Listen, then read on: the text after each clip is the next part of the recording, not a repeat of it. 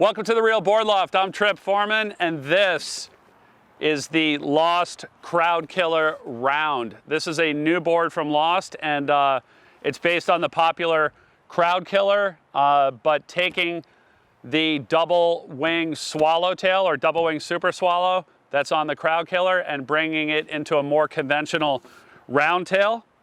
And also they have stretched out the lengths, foiled the rails a little bit more, made the concaves a little bit shallower, and just overall, just created a tuned up, souped up version of a board that's already working really well.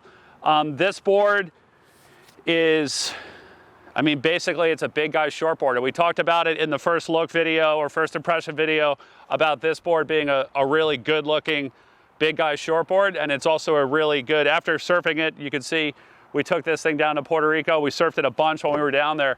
It's also the board also surfs really, it surfs as well as good as it looks. So it did let us down, and we surfed it in a variety of surf. Small waves, a lot smaller waves than what you would think the round tail would work in. And like we mentioned in the first impression video, there still is a decent amount of width, a generous amount of width here, like where the front fins are. There's a good amount of width, and it doesn't really start pulling in until you get in back of those front fins. So this board will go in smaller waves. It'll also go in overhead waves as well. We basically rode this board anywhere from knee to thigh, all the way up to well overhead. I'd say probably head and a half, and maybe a couple double overhead sets. And it really held in everything. Really good all around board. This board is more of a short board. Okay, so there's a little bit of, or not a little bit of confusion, but there's a lot of questions about what, the difference between this board and something like the Smooth Operator, which when you look at them online or in a catalog on a website, they look very, very similar. And if you put them side by side like this, they look really similar. But the main difference is looking at them if you're going to start listing them off. First of all, the glass schedule on the Smooth Operator it's a heavier glass schedule because it's more of a momentum-based board. That board, the Smooth Operator, is a 6 and 4 ounce layers on the deck and a 4 ounce layer on the bottom, where this board is double 4 on the deck, single 4 on the bottom, so it makes this board a little bit lighter.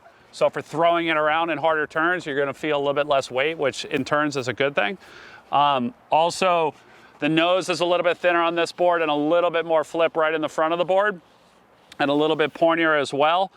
This board has more of a standard stringer. They do use a cedar stringer in this board, but it's not a cedar wedge or a cedar tapered stringer. It's the same, it's a uniform thickness the entire way. That cedar is strong, but it also gives a little bit more bend, which is nice on the thicker boards to allow them to bend and spring out of the turns, rather than having a really stiff stringer that doesn't bend at all. It just feels like a dead brick. So it'll give you a nice lively spring out of the turns. Also just a little bit, throughout the board, more foil in the rail, and it's just really meant more for shortboard style turning. So, compared to the Smooth Operator is momentum surfing. So it's driving down the line, building up speed, building up momentum, and you could trim on the board, or you could do more drawn out turns, where this is going to be more shortboard up and down pocket surfing on this board, compared to the Smooth Operator. Even at this size, it's 7'2", 21 and a half, 2.85, and 48 liters. And this was the board that I rode when I was down there. It's still nice and light. Like, it's not like super bricky underneath your arm. And so that allows you, like when you're doing a shortboard turn, to really throw it around in a turn. And I found this board to work well in both fin setups, either thruster or quad, where I found the swallowtail, with the board being straighter in the outline, really like the thruster better. This board worked equally well. So depending on if you're a thruster or a quad or back and forth, it'll work with both of those fin setups, where the swallowtail Crowd Killer, I really liked it a lot better as a thruster.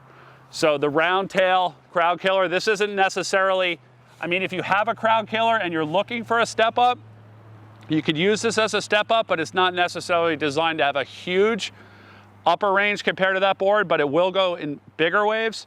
It's meant to be a board with actually more range than the than the standard crowd killer. So it'll work, you know, basically at about the same amount of waves as a standard crowd killer, but just going more surf than a crowd killer, and just smooth all the way through. You look at the shape, there's really no breaks in the outline. It's smooth outline all the way through, nice rocker on it, and nice thin rails, which even though, you know, it's 48 liters, which is a lot of foam, it still puts the rail down in the water and holds at a really good rate of speed. So it's the crowd killer round from Lost. If you have any questions about this board, you can give us a call at the shop, 252-987-6000, or you can look us up online, realwatersports.com/surfing. Thanks for tuning in.